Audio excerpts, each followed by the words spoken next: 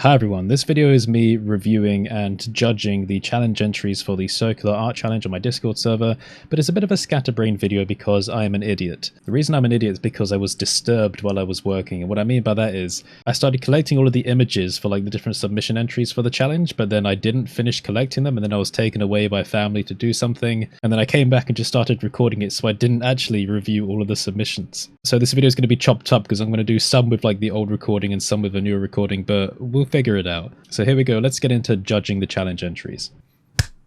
Art review.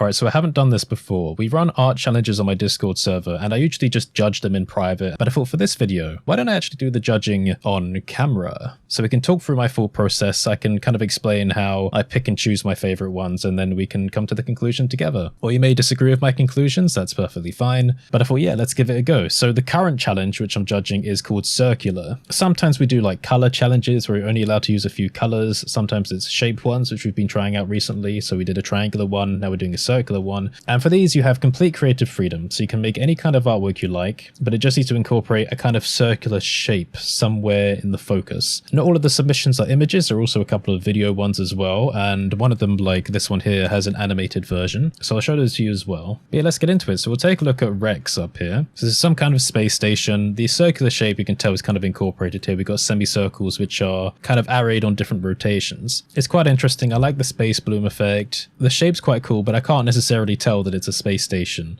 or a spacecraft because there's not much in terms of storytelling to signify that, but I do like the colored lighting we have going along here, you know, the grooves and all of that, and I can tell that you've put some effort into a bit of a procedural material as well, like the starry backgrounds. But yeah, this kind of space-like blooming is something I've always appreciated in work. The denoising seems to be quite strong, if that is denoising. So it's a little bit smudgy, and for the actual mesh itself, it seems like everything is the same thickness. So maybe it might be more interesting to have like a more thicker cylindrical shape going straight through the middle, and maybe having some kind of like storytelling detail on that. Also, everything seems to be the same scale in terms of details. And when it comes to like super large objects like space stations or spacecraft, it might be better to try experimenting with different scales. So if you did have like a core body going through the middle, you try having some like larger scale shapes, and then these semicircular things going around the edges. You could try doing things a bit more high detail with like more high frequency like scaffolding going between them, or solar panels and things like that to kind of like decorate the outside. So it's interesting. I think there are different directions you could take it, but I like how the circle shape has tried to be incorporated there. So moving on, we have Owlgust. I mean, this is quite self-explanatory, I guess. We have the traditional blender donut going on here, but there's also a circular motorized vehicle. It reminds me of the stuff from the Wolfenstein game series as well. And we've got a nice little joke over here, caution, falling donut.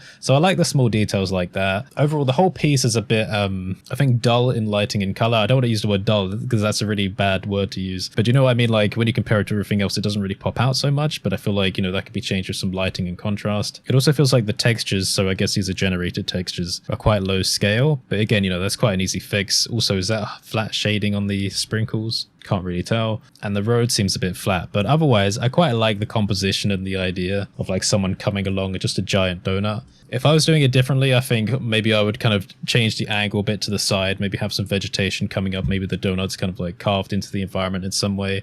I probably wouldn't end the environment so soon in the background there as well, and would add some variety. I think there's actually going to be a common theme looking at these artworks, which is breaking repetition, especially in regards to noise textures. But yeah, I like the donut idea, and I like how it's also in two places for the circular. Next up we have PuramaiSix. Pretty cool, but a bit chaotic. Let's take a look at this one. So we have obviously this runic circle going around. What do we have? We've got a statue here. We have some things scattered along the surface. It's kind of feeling a bit by Jenny in that way. Some nice circles here, circle lighting, hands coming down to what we assume is some kind of artifact. Circle on the ground here. Is that a tiny person? Oh wow, like you can barely tell without kind of really looking in. So I'm guessing there's a tiny person here in this giant kind of ancient scene. A little bit of vegetation, fiery rocks. I guess these are embers or something a bit magical. So I think it's cool, but again, another thing that we're going to see when looking at all these artworks is inconsistency in style. So that's something we'll see in a lot of, I don't want to say beginner, but like, you know, leaning more on the beginner side of artwork. is people that like to experiment with many different styles in one single art piece without necessarily committing to anyone in particular. So I think the idea is cool for this, but again, maybe there's a framing change that we could do because we got so much wasted dark space here on the sides. If we just came down closer, zoomed in, so we could actually see like that character a bit closer, we won't even need it necessarily in much detail, but then if we kind of looked up towards and have the statue a bit further back, maybe kind of tilt the runic circle back a bit as well, so we can get like more in the framing. I think that would be quite cool. But, you know, if you know my work, I like kind of ancient ruin stuff and, you know, mixing a mission with fantasy and sci-fi aesthetics, so I still think it's quite cool. Okay, let's move on to Naavis. Okay, so we've got some kind of sci-fi sphere with repeating details. I guess this is just like stretched cubes scattered many times. We can see where there's stretching occurring around the edge of the sphere there. Seems like it's suspended by cables coming to the ceiling. And we got some extra sci-fi details here with some cables scattered around. Volumetric spotlights coming up onto the object. I quite like that element of lighting. Now, one thing to keep in mind about this is, again, like the distribution of different scales for details in scenes. Because in this piece, it feels like we have a lot of really large shapes and then a certain number of really, really small and thin and tiny shapes, but not much kind of blending the two together. So we have the big sphere and like really, really thin cables, and then we have these big arms and really, really thin cables kind of for some reason connecting them, which doesn't really make sense for things of that size. If you've ever seen like proper robotic arms, everything is self-contained. And that's not to say you should aim for realism at all for shapes like that, but it's just like, well, for something this big and for something so fragile and tiny, does it really make sense? Also, the floorway here, there's nothing necessarily suspending it, and then it kind of feels like we should have something physical under here considering the light sources are coming up from there. So if I was doing this artwork, it doesn't necessarily matter what the sphere is made of, but if there was something kind of holding it around, some kind of arm, maybe even a more organic shape, just kind of holding onto that sphere, and then around that, if you wanted, you could have like extra cables coming out of it and kind of growing around. But I just think it would balance out that transition between having something really large and having some really tiny details. I quite like the composition of the character there and kind of looking over them, but the pose is again kind of a bit basic. So maybe if you had some extra details to break up this empty space on the, what would you call it, like a gangway? Or I guess we'll just call it a walkway. Some extra functional details there. Maybe if you had some, again, filling up the empty space here, some more sci-fi or technical shapes filling up that space, then it wouldn't feel so weird having extra details on this walkway. And then you could put some in front and behind of the character, maybe have him kind of like walking in between something or leaning on something. So all those things together should help to give this a bit more life, I think. I kind of feel like I should be like annotating on these. I don't know, is that possible in PureRef? Maybe I'll do that in Affinity. Oh, I guess I'm learning for next time. Let's come on to Norom here. So Norom has this art piece and then also an animation. So I'll click on the animation. So if I zoom into this here. All right, so it's a nice subtle one. It's just got the camera moving a little bit, and it's so we can tell that there's parallax going on here. So we have a little foreground character all glowy, and we've got a little scene in the background. I think that's kind of cute. Just a nice little vibe to have, but we'll focus on the art piece here. So the circle is this ring of people around this kind of golem-y character. So we can tell there's a bit of a story going on here, and it's a nice fantasy environment. Why is there eyes on the moon? Who knows? It's got something to do with this world. Why are all these people congregating around this character? Questions that can't be answered, and oh, what's this lovely glowy foxy looking thing kind of looking over? So I like that there's a nice story element here that's raising questions. I also like how it's a consistent style as well. The characters are all the same kind of shape. They've got these nice blue eyes, and we can see the same kind of elements represented on the moon or the other planet, whatever it is, and the eyes of our golem-y thing. I like how it's limited in its palette for that. Gives a nice sense of consistency. But again, I think maybe when talking about the other artwork as well, it feels like there's a lot of emptiness going on here in the surrounding environment. See, there's just not much happening everywhere else. Maybe again, if we came a bit closer down, had our foxy character on a different ledge, and we could like kind of see the golem and then the moon a bit closer up in the back there, so the circle was taking up more of the wider frame, then maybe that would be cool. But again, I quite like it. It's quite a unique style. All right, let's move on to BouncyHippo. I think we lost the text there.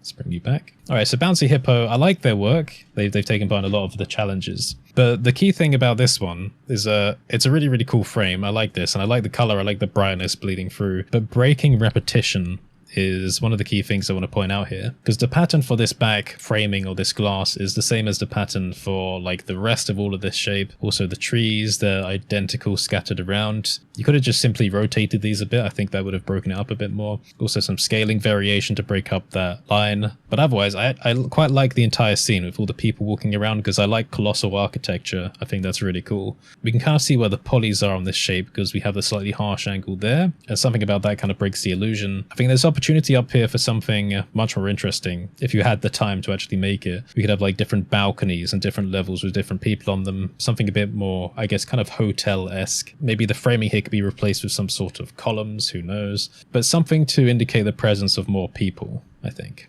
Also, we have to look quite hard to actually notice that there's actually Earth projected on this sphere, because it's so chaotic. Because, I mean, we can see here we've got, what is this? America, the USA, I guess that's Florida coming down Mexico up to South America. There's Africa here, so the European continent, and I guess the UK is up there. So it's kind of hard to tell that Earth's there because there's just so much happening, so many patterns colliding and coalescing. So maybe something to make that a bit cleaner. But I quite like the color, I like the brightness and the contrast of it. I just think there's more that could be done, again, from a storytelling to kind of break up this repetition and make it a bit more interesting to look at. Alright, so we have this next one by Tomato. Now on the surface, I really like this one. You have a really cool shaping, really cool color, the framing's quite nice. And also I'm getting a lot of vibes from my own work in this, which is interesting. I like using dots inside of circles. This looks like my, my Destiny 2 drone. I love all this kind of symbolism. I like blue emissions. Blue and golds always work quite nicely together. I'm getting the vibe these are procedural rocks just from the look of the kind of stretching texture around them. The color change on the grass, this might not be true, but it looks like there's some AO blending, which I tend to do quite a lot with mine. But again, a downside about this is that the use of proceduralism or the use of repeating textures is quite apparent, just in the fact that we've got a lot of stretching going on and that the repetition is quite obvious here. So maybe if there was a bit more texture variety and kind of breaking this up, maybe some discoloration, you could do that fairly easily, again, just with like an object texture coordinate. And if you use a smooth like F1 Voronoi on a low scale, you could use that as a mask to do some color variation just to break it up. But I quite like the use of these patterns here, kind of embossed into the side of our object. And I like the fact that there's a lot of coalescing circle shapes going on. Even things like this subtle curve going through the mesh. I like that. So yeah, quite an interesting one. This next one, I like the colors, I like the vibes, I like emissive things. Did you model this vehicle yourself? Because that's pretty cool. I like that. Lots of cool shapes. Not going too over the top in terms of color choices. But I think for this one, the bloom is quite strong, especially when considering that there's a lot of black in this as well. So again, like wasted space. It kind of feels like these extra circle platforms have been put in just to take up extra space there. So again, like another framing change could be done here if we came like much up closer up to the back of the vehicle. So we had part of that in our frame and we could see the sphere going on down there. We wouldn't need like all of these extra platforms. We would also be able to see, I guess, the progression of platform to platform looking up to that sphere. So maybe a compositional change would be cool for that as well. So let's take a look at this one by Melwasthis. I think that's what the name is. So this is a pretty nice one to look at. I like the kind of color grading. I like the variety of materials there. We can tell that there's some repetition. Again, looks kind of procedural, but I think it's quite appropriate for what it is. And of course, it's just satisfying to look at. I like the circular shape. I think the idea is quite creative because I like, all these kind of weird abstract characters.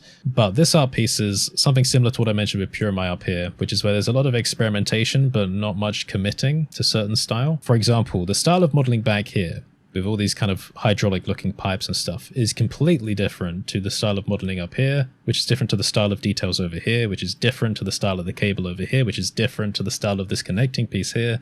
So it's like there's a lot of different experimenting, not a lot of committing, and that makes it kind of just visually confusing. So it feels like there are better ways to kind of blend all of this together, and ways to give it more purpose as well. Extruding on surfaces is quite easy, but what if we tried doing an inset curve here, kind of around the side of the object? Might be more difficult to model, but we could put more interesting things in there, maybe like an emissive line of pipes going down. Also, why just one cable? There's quite organic shapes going on here. Maybe we could extend this kind of smooth curvature around the shape a bit more, and then have several cables coming out, maybe sticking a bit more closer to the character as they come down, perhaps symmetrically on both sides, and then you can kind of grow that down the side of the shape there. So it'll feel more like the cable system is actually part of the organic character. That might also give you more opportunity and more space to fit in some of the more hydraulic-ish details like you've got on the back here. Also, likewise, the material choices are a bit inconsistent. We've got this kind of highly detailed skin-ish material with veins and wrinkles and stuff, but back here on the back of this ring, it's like, well, kind of feels like a low quality, just slapped on stylized emissive material just over the top of the object. Is that partially transparent as well? See, it's kind of hard to tell if that is transparent or not. Is there supposed to be something inside of that?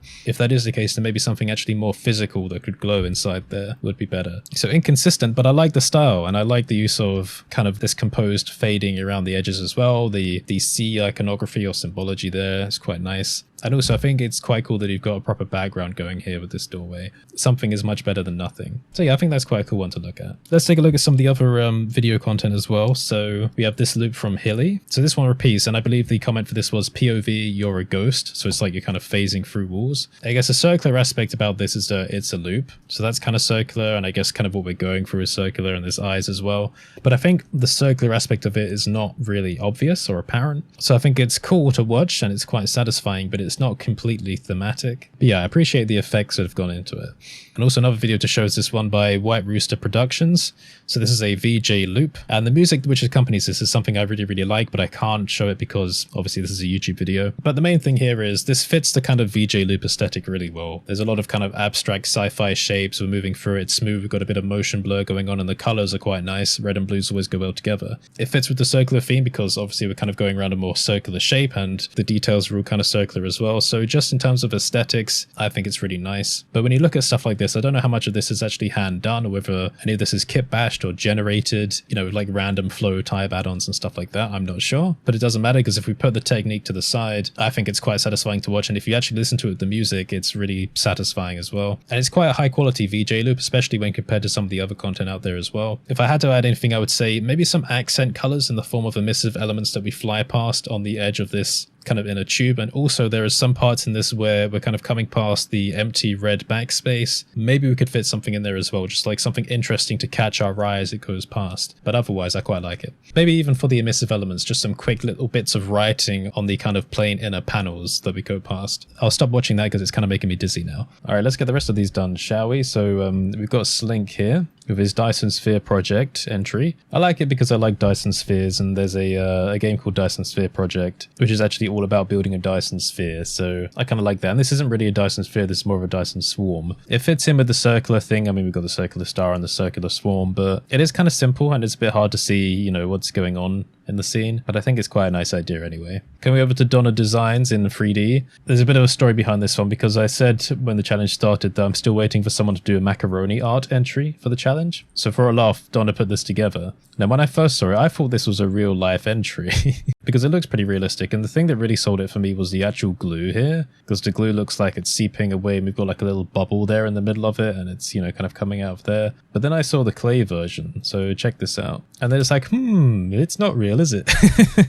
But there are a few other things which kind of give it away. I mean, the texture on the paper is quite consistent. You can also see where the pattern repeats. So there's a bit up here. You see where we've got these two grooves with like an R shape there. If we come over to the right, we've got the groove with the R shape again. So that's identifiable. And also the kind of chromatic aberration, because cameras nowadays, they don't really make this kind of bluish line around the edges of everything. It kind of depends on the lens and stuff, but it's a more obvious giveaway for like a digital artwork now. So I thought actually it was a pretty good result, pretty clever, pretty well done. Alright, just had to take a break from recording because I had to answer some messages and a phone call as well. I don't think I'll be able to keep doing the challenge videos like this, it just takes far too much time. Okay, so next up we have Lonnon Foster, who's one of my patrons, I believe. We've got different layers of the circle theme going on. I believe this is a gateway of some kind with a spacecraft coming through it. We've got the ring for the planet, and we also have the moons up there as well. I think this is quite a nice piece, quite interesting. The only thing I would say is it's quite dark with the ring and the planet's surface. I'm not an expert with astrophysics, but I'm pretty sure that, you know, there's quite a lot of light which gets reflected off of planets, but obviously I can't be sure. But maybe even just for, you know, putting realism aside, for artistic effect, it might be nicer kind of brightening up, you know, the surface here and what's going on. But I do quite like the surface material. I think it's quite cool, and it's quite appropriate as well because there's lots of craters and stuff. I think it's quite a pretty one. So yeah, thanks for sharing that. Also we have Wesi Carter or Wesi Zero Carter. They said this one was done with geometry nodes, I believe. It's quite interesting. I like the style of it. We've got the kind of, what is this, like oil painting? It reminds me of Aaron's work because he's been doing like, you know, a fair amount of this kind of, well, I don't want to really say still life, but, you know, the kind of stylized and painting-esque, painterly, that's the word for it, artwork. So I quite like this. It does fit with the circular theme. There's a lot of vegetation. I can't make too many comments about it in terms of like criticism and stuff because when you get into this kind of artwork, it's just a lot of interpretation. I quite like the colors. I think they're quite consistent. Maybe if we do talk about framing, there's not a whole lot happening down here, but then again, it's quite busy on this part of the frame, so it's not like you would need that much going on. I don't think there's too much more to say about it because, you know, we could talk about realism in water and the backdrop just stopping, but, you know, I think it's perfectly fine for this one. All right, Ebix Dracion, Draconian. Again, I think they were one of the first ones to put their submissions in, or one of the early ones, and, you know, actually using planets as the circular theme is pretty cool. I like the idea of there being like planets suspended in like almost display cases of some kind, so I think that's a pretty nice idea. I think I can kind of see the edge polys there, but maybe I'm just projecting a bit. I think the holders are fairly simple, but that's okay. They don't need to be particularly complex. I think they're just made to look nice. But I do like this kind of hexagonal pattern going on here. Hexagons are all the rage. I'm seeing that there's quite a lot of space theme going on with these entries. And the last one, I'm sorry that I'm speeding up, I'm going to have to get through this. But TheLoopCutter is again another patron. I like the idea for this one. and the execution of the iris in particular here. I think that's pretty cool. Eye drones are pretty fun and funky, and I like that they've given some attention to the background as well and kept that a pretty consistent style throughout. Only things I would say is that the materials look pretty low res on the surface, and the reflectivity seems to be a bit off, but otherwise I think it's quite nice. Again, not too over the top in terms of palette, they've kept it quite restricted for color, so I think it's fairly well balanced. So let's bring these all together, and let's have a little think about it. So for winners, again, I've tried to be a bit objective with like, technique and stuff and things which might be able to be improved, but there is some subjectivity in this. I don't want things to be too similar. Things which stood out to me as being unique, I know the White Roosters did.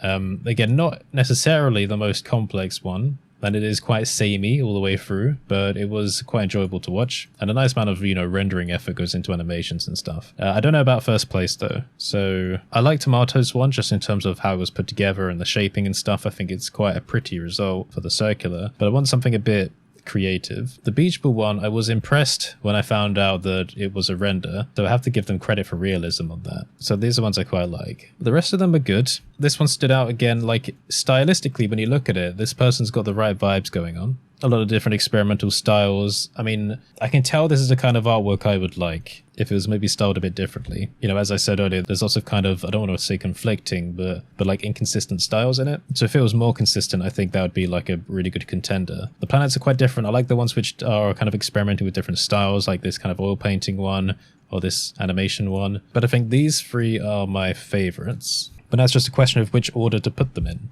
I think because they're so different, obviously, it doesn't really make sense to do a first, second, and third in terms of like which is better than the other. But if I show the Beach Ball one with the clay render, so if I grab that quickly and put that here, then it might make more sense to people when I show it off. For that being maybe first place, doing this one second, just because I think it was quite nicely put together, and then maybe White Rooster third, but doing the full animation. But I don't know, because the rest of these are really nice. I like the space ones. Do we think that one of these kind of fits better with the circular theme? The planet idea is nice. I feel like it's kind of let down by the stands that they're on. Again, I like the idea for this one, but I feel like it's just a bit kind of dark, so it's not as visually impactful. Bouncy cows is a really cool idea, but I feel like it's a bit repetitive around the outside. It's kind of just let down by, the surroundings, maybe. The donut one's pretty clever. I like the effort that went into it. Sometimes I do bonus awards, so I feel like a bonus donut award might be quite appropriate for that. So I'll put that here as like a possibility. Yeah, I don't know. I think I might do that. Something like this. So first place for Donna, second for Tomato, third for White Rooster, the full video that is, and then maybe a bonus donut one for a laugh for Owlgust. I think that might be my decision. So yeah, I mean, you may disagree, but I think that's what I'm going for. And of course, we'll do other challenges in the future as well, so no harm, no foul. There's no like rewards for this. It's just a self-improvement challenge. Although I do put the results on the main website as well, just so we have a record of the Hall of Fame. So yeah, that's what I think we'll do. So I have no idea who will make it to the end of this video, because this is probably going to end up being a bit of a long one. But if you do make it to the end, please let me know. And I've got some other messages to respond to. So yeah, I've got to get back to work. But well done to the participants. This was a very interesting one. Lots of really nice results, and I really like the variety of this one. So yeah, thanks for watching, and I will see you next time.